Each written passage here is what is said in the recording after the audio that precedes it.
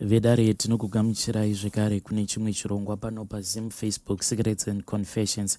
Tadzoka zvekare nemamwe mamessages. Message yedu yekutanga yakamira sekudai.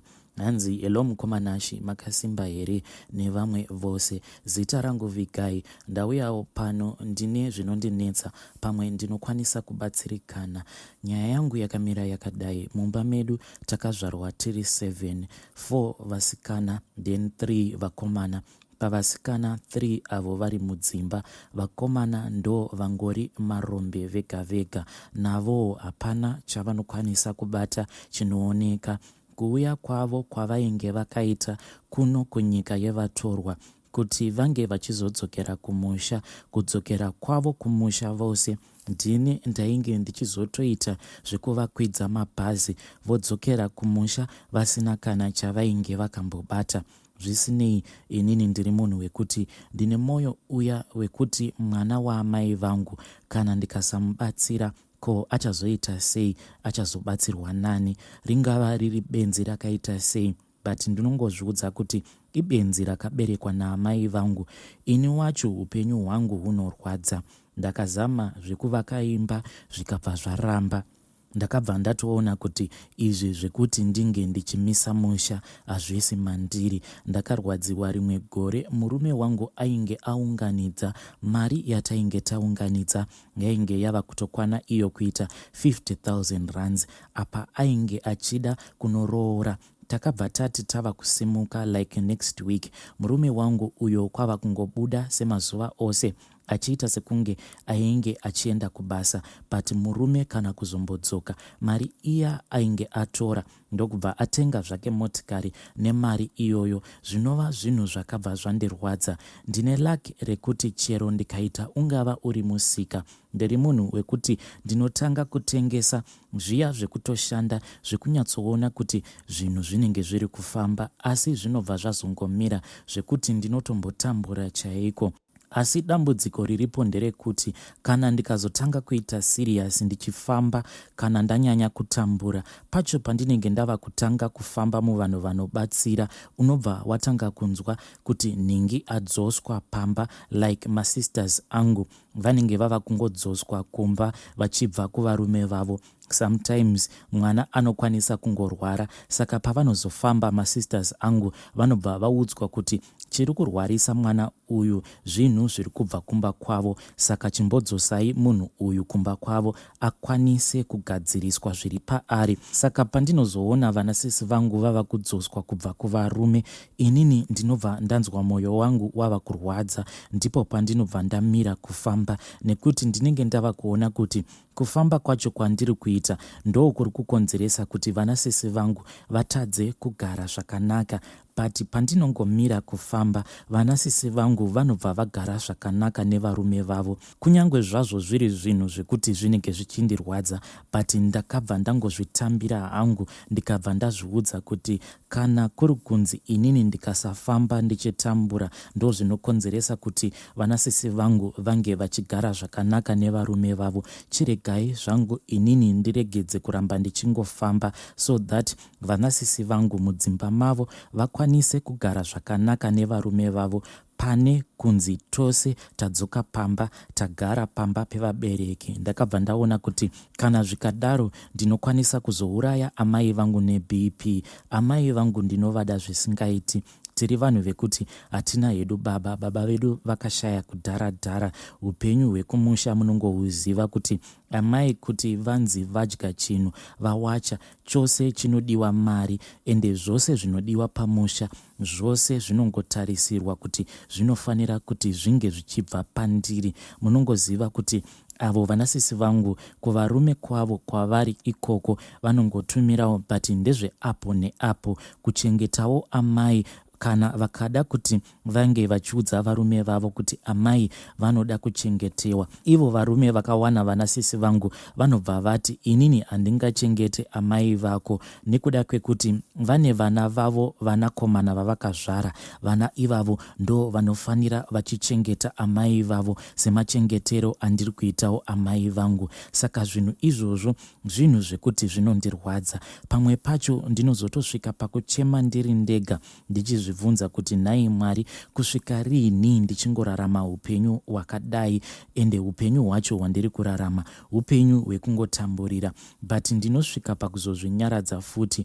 Upenyu hunombondiomera, pamwe pacho ndiri munhu uya asingakwanisi kuudza amai vangu zvimwe zvandinosangana nazvo. Ndinototya kuti kana ndikaudza amai vangu zvose zvandiri kusangana nazvo, ndinokwanisa kuzouraya amai vangu neBP. Upenyu hwangu marwadzo veduwe. Saka ndine tarisiro yekuti mukoma, nyaya iyi yandakunyorerai, kana mukazoiposta, pamwe ndingazowanawo rubatsiro.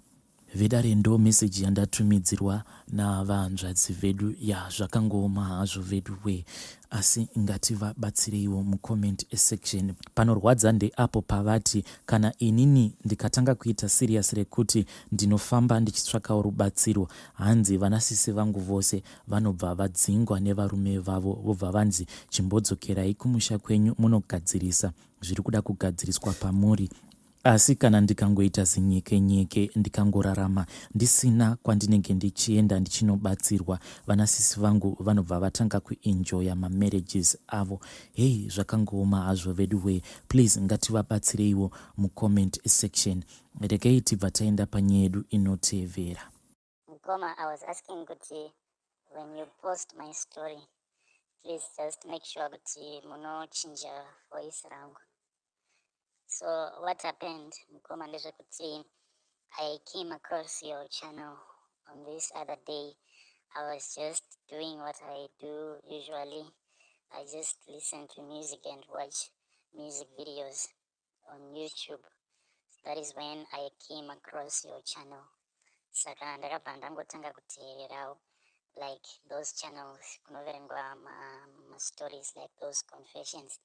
So as I was listening, ndakabva ndatanga kufunga the things that used to happen kwatiri as a family, because inini, like my grandparents, they come from Malawi. Then my father and my father was born ikoko kuMalawi, but vanatete and vanabamnini, those ones, they were born muno Zimbabwe. So when our grandparents came here to Zim, and vaishandira varungu mumayard, they were working as cooks and stuff, zvinhu zvaiitwa at that time. So when my grandparents were working, zvavaiita vaiunganidza mari vachitenga like stands and stuff, because ivo vaiva nemuchato, like they were married, my grandmother and my grandfather. So it was easy for them kuti vange vachitenga dzimba dzaibuda at that time pavakauya kunoko kuZim. So my grandparents vainge vaine imba yavo kuMbare, and also vakabva vazotenga imwe kuHighfield.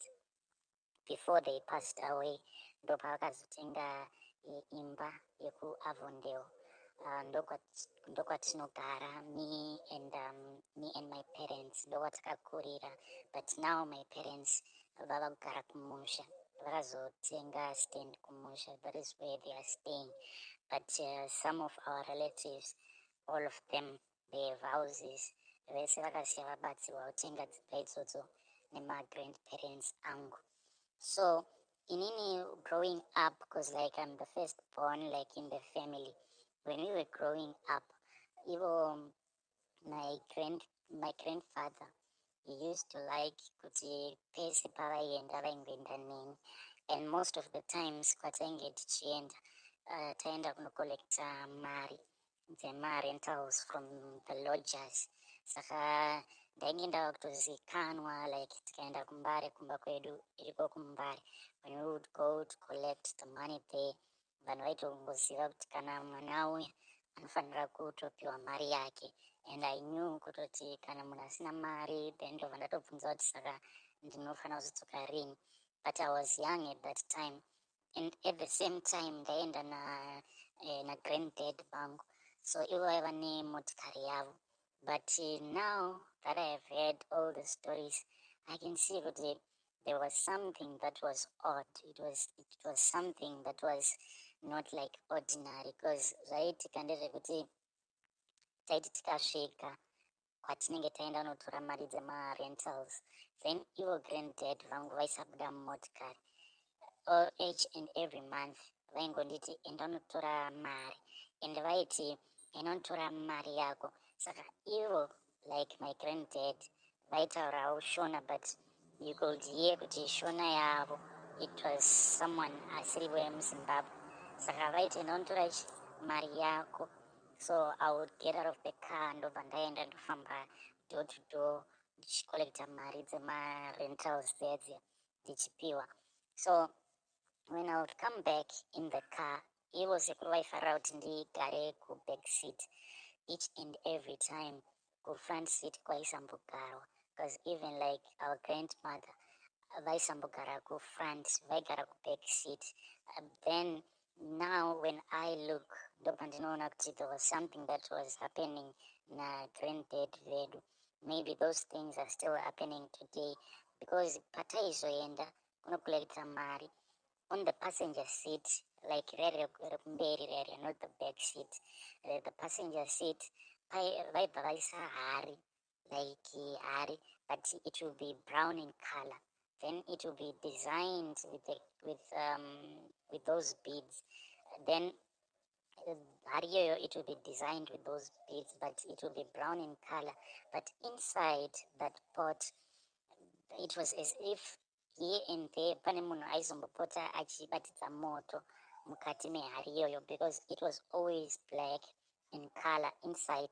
And the black, it was not like the normal black, but waitoti like pandaizoisa mari muhari imomo maoko angu aizotobuda akazara matsito, meaning kuti there was someone aizomboita achibatidza moto muhari imomo.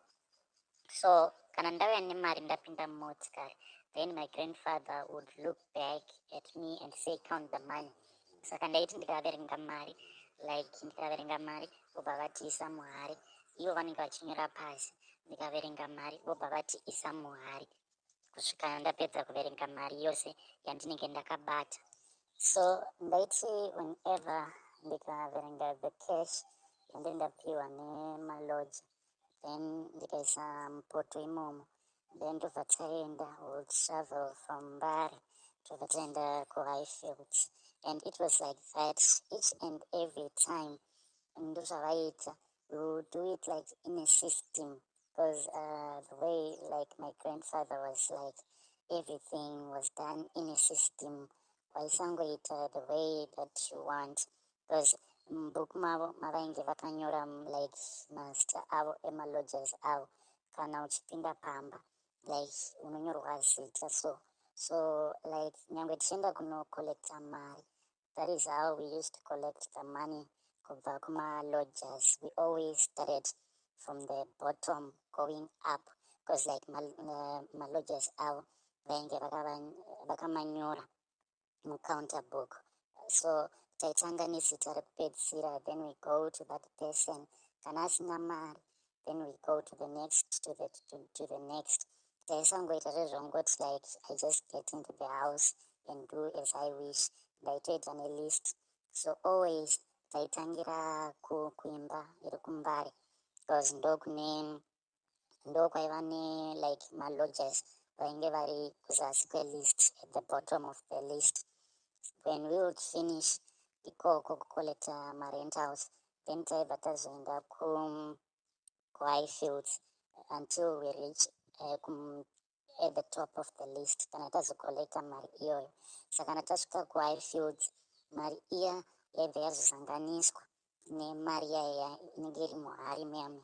Ndongoita that same procedure. I would count the money, then put it muhari imomo, then we would travel back kumain house kuAvondale. Saka even when we would arrive Kumba, Ivo grandfather, like my grandfather, he will never touch that pot. Kana tasvika vakapaka like mugarage, ivo vaingoburuka mumotikari vobva vati unditevere nemari. So like imba yedu, like kwatinogara kunoku, the way it was built, in a main house, then in a garage. So like the garage is a little bit yakabatana the main house, the garage, but still it is separated from the main house because mu garage ndomune guest house, like kukauya visitors mavanenge vachigara, imba yacho yakabatana futi negarage. Saka that guest house imomo ndo mandaizonotevera sekuru, and you'll be in there, but there was nothing really in that guest house. Maingova like nemasofa netable netv and a bed on the other room. Saka ivo sekuru ndaingovatevera, then vobva vandiudza pekuisa ari yaya. So ari yacho yaigara on the other room maiva nebed. That is where that pot used to stay. Saka mari yacho kuti yaizotorwa nani, I don't know.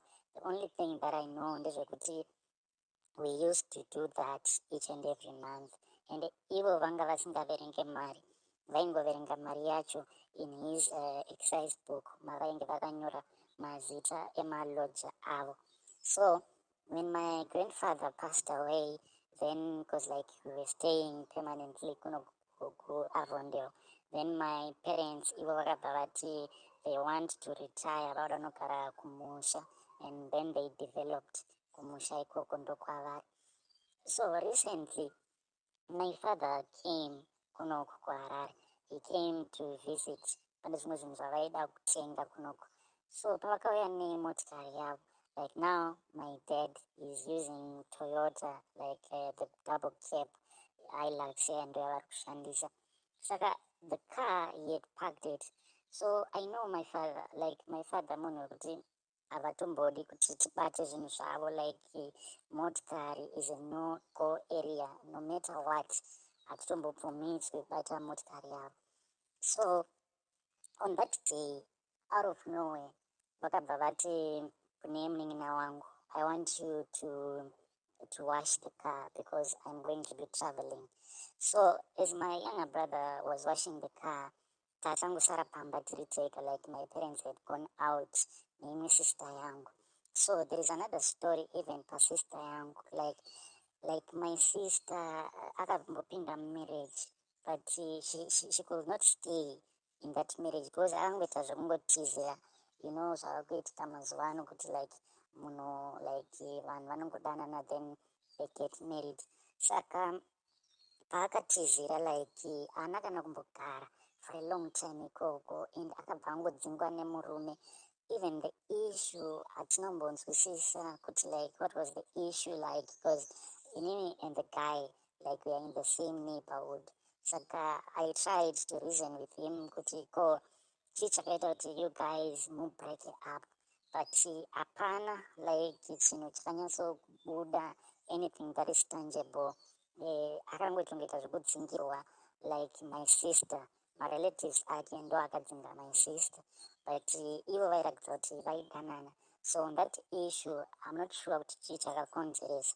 So my little brother paainge achigeza motikari yamudhara, that is the thing zvinondinetsa kuti mumotikari mamudhara umo maiva nemupurwa wainge urimo, like that monitor lizard yaya inogara murwizi yaya, it was there, and yainge itoripo pafront seat, that monitor lizard.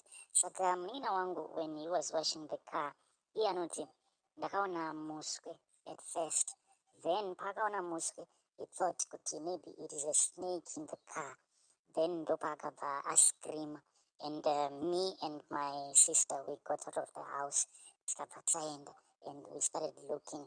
Saka patainge takadongorera tikabva tavhara madoors emotikari because we were scared kuti if it is a snake, kana tikavhura all the doors, then the snake can get out, maybe then get in the house and we won't know kuti chii. So we decided to lock the car so that kana iri nyoka it won't find any way to get out of the car. So that we just locked the car, but we were looking through the windows. So that thing yange iri pasi the passenger seat, it slowly came out. That is when we saw good chinichi, it's not a snake, but it is a monitor lizard. It was a mpuru. So that thing yakauya, it came out of underneath the seat, then ikabva yauya ikatogara paseat ipapo.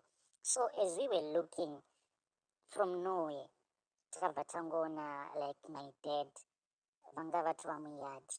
I don't know what happened, how did he get into the yard, because it's me and my siblings, we are so confused about this issue, because like it's our house, they are dogs, and nyangwe imba idzodzo dzichikuziva dzikangonzwa kuti kune motikari yamira kugate, they will bark non-stop, and they will bark even in our street. Imbwa dzepamba pedu vanhu vanotodzitya, but out of nowhere, because like we were so concentrated, takatarisa motikari, takaita zvekuti like unenge wakazvivhara face yako like on the sides, uchida kunyazoona kuti chichiri kuitika motikari. Then we just saw our dad. He was just walking towards us, and he just grabbed the keys from like my keys anga angoiswa paside, then he just took those keys vakabva vangostarta motikari yavo, then he reversed. So from that day we never got any explanation from our dad kuti what was going on, chii chatakaona motikari until now. So the reason why ndazongoti let me share my own story with you, it is because I had also some stories. So please just change my voice.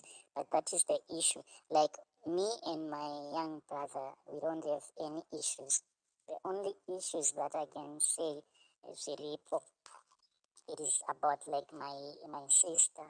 I have never had the chance to pass so that I can ask her, like she's my sister, I cannot ask her anything.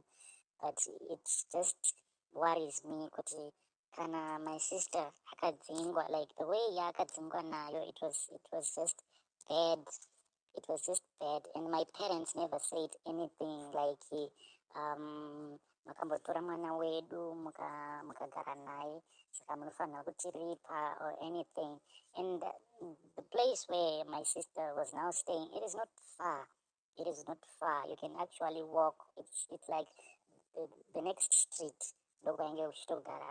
Like my sister. But the way that she was chased, like Mono, I don't know, like zvekuti munhu abatwa ne-boyfriends, madzingirwa anoitwa pamusha.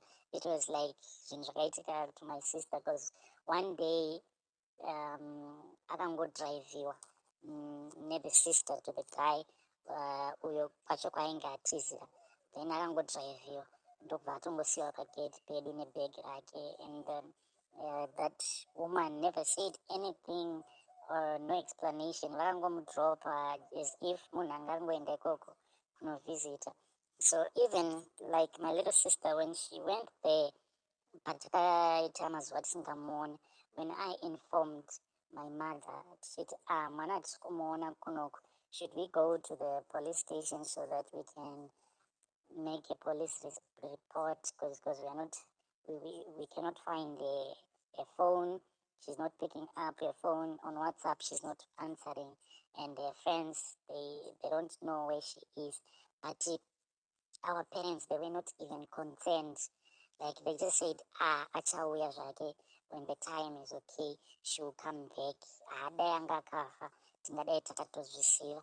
So like what kind of a parent can say kuti kana anga afa, we could have known by now kuti afa. So that is the point like that I'm trying to make kuti that is our own story. Yeah, like me on a personal level, those ndakasangana nazvo. So please you can also share my story, and I'll also follow in the comment section, but please just change my voice. Vedare ndo meseji yandatumidzirwa nemwanakomana uyu. Zvakangoma hazvo vedwe, but ngatitaurei naye mucomment section. Vabereki, so vedare ndo mamessages andanga ndakakubatirai. Ngatisanganei zvekare mune zvimwe zvirongwa zvinotevera.